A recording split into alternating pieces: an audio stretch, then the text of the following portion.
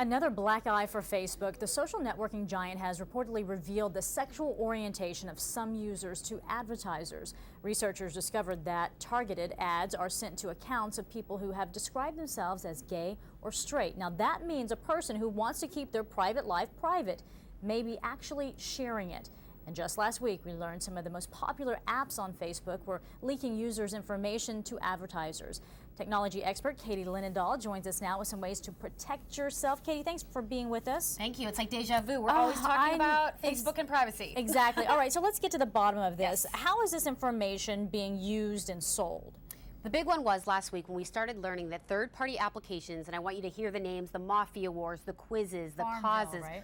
Farmville, which is huge. Third-party applications, even if you're not on them, you know, somebody you might know is most likely on them. Because you get those requests all the time. All the time. Can you water my crops? Can you give me strawberries? We've all seen them 1,000 times. These third-party applications, they can access your data that you've made public in your profile, but they cannot take that data and sell it to a fourth party. However, that's what we're finding was happening. So they even if you didn't say, yes, I want to participate, I want to play that Mafia Wars or be a part of Farmville, even if you just ignored that, they still can access your information. Yeah, what's really interesting is if you're not playing that game, that third-party app, but one of your friends is, they can still tap into your account if your privacy settings aren't set to the strictest applications. So it's so important. The bottom line here is to go into your privacy settings and making sure third-party applications cannot access your data. That is very key, those privacy settings, because we're also learning that some people who have, shared their sexual orientation and whatnot, just with their circle of friends, advertisers are actually getting that information and targeting them with certain ads, right? Yeah, and let's discuss this because this is new information, and again, another black eye, as you said, for Facebook. So what we're finding is, okay, say you make your you publicly make your sexual orientation out there. You say, I'm bi, I'm gay, I'm straight. Okay, you put it out there and you make it public. Well, what they're seeing is that advertisers are then targeting people based on their sexual orientation. Now, for some people, that's like, whoa, I didn't know I was sharing that data. Right. But again, the onus is kind of on you as a Facebook user.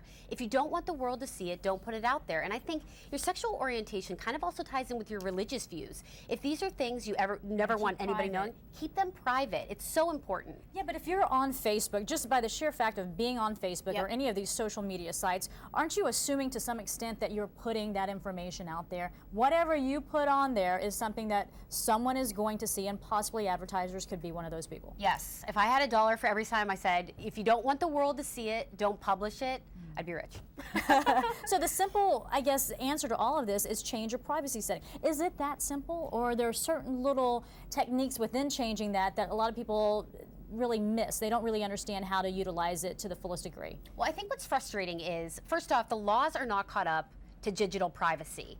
And Facebook, as I always say, is kind of running this edge. They can keep getting in trouble, and when we come at them with these things, oh my gosh, we discovered something new, they can just say, oh my bad, sorry about that. We fixed so it. They're a very edgy company. But at the same time, as a user, a lot of people aren't very tech savvy. Exactly. And it's not fair.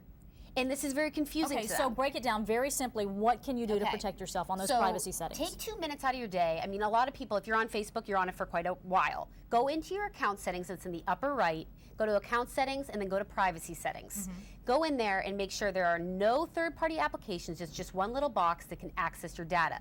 If you have that box checked and you say, no, nobody can get into my information, you're good. It's that simple. It's that simple. And don't also go into your other privacy settings. They've actually made it a little simpler. I will give them that. Go into your other privacy settings and just don't share anything. Share it with friends only. It's so important. Well, some people think they're doing that, but they haven't checked that box, and so essentially go through it. Go through it 3 times. Yes, protect yourself, folks. Kate, this is very good information. And we'll probably hear more in the next few weeks. I swear it's always something. Always is. Katie Linendahl, thank you so much.